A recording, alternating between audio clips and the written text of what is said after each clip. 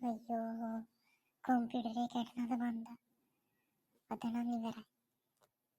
අයියෝ කමන්නේ මම මේකෙන් කරත් නෑ විදියට ඉන්න ඕනේ.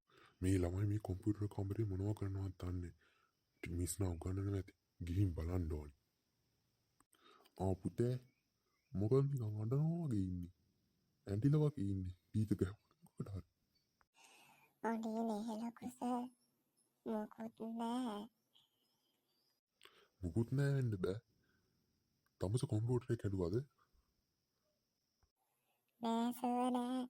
මම කොම්පියුටරේ කැඩුවේ නෑ. මේ මොකක්ද කරලා තියෙන්නේ තමු? මේක සේරම ඩීට් කරලා දාලා.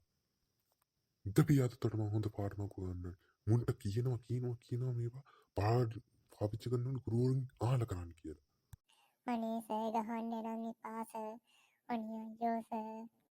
තොපියෝ ගහලම තමා හදන්න ඕනේ. බුදු අම්මා මාව හොස්පිටල් ඇඩ්මිට් කරන්න.